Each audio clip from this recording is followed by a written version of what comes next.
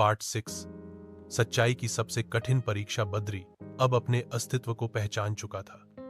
वो जान चुका था कि उसका सबसे सच्चा साथी खुद उसका मन है, लेकिन अब उसे उस रास्ते पर जाना था जहां सच बोलना सोचने से ज्यादा मुश्किल होता है। जैसे ही वह आगे बढ़ा, एक बड़ा मैदान आया जिसके चारों तरफ सफेद दीवारें थीं।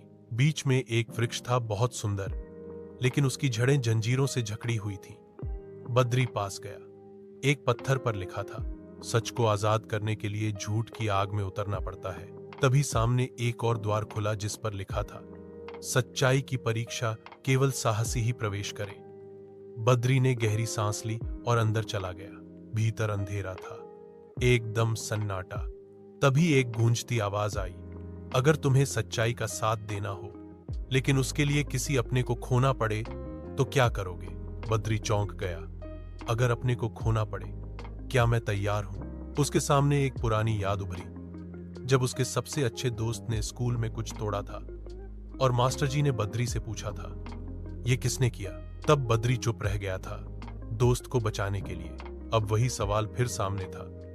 सच कहने की हिम्मत हो तो कहो, नहीं तो बाहर निकल जाओ। बद्री ने आंखें बंद की। सच छोटा या बड़ा नहीं होता, वो बस सच होता है। उसने कहा, हां, मैंने पहले डर के मारे चुप्पी साधी थी, लेकिन अब मैं सच कहूंगा, चाहे जो हो जाए। अचानक दीवारें हिलने लगी। एक शीशा टूटा और उसमें से एक बूढ़ा व्यक्ति निकला। वही मास्टर जी जैसा दिख रहा था।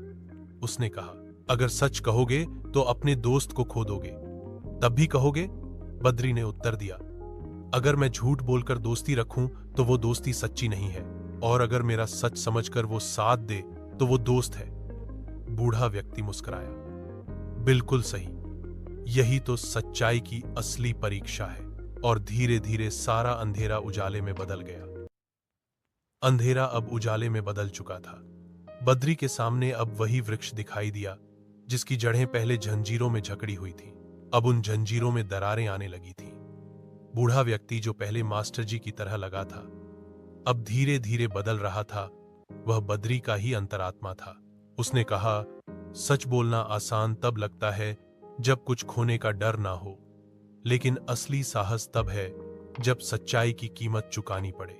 बद्री शांत था, लेकिन उसका चेहरा गंभीर। तभी हवा में एक और दृश्य उभरा। वही पुराना दोस्त जिसकी गलती पर बद्री ने पहले चुप्पी साधी थी, अब सामने खड़ा था।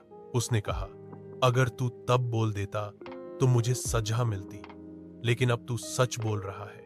क्या तूने सोचा मैं तुझसे नाराज हो सकता हूं? बद्री ने उसकी आंखों में देखा और कहा, हां, मैंने सोचा, लेकिन मैंने यह भी समझा कि तेरी दोस्ती सच्चाई से बड़ी नहीं हो सकती। दोस्त की आंखें भर आईं, तू सही कर रहा है, और अब मैं भी सच बोलूंगा।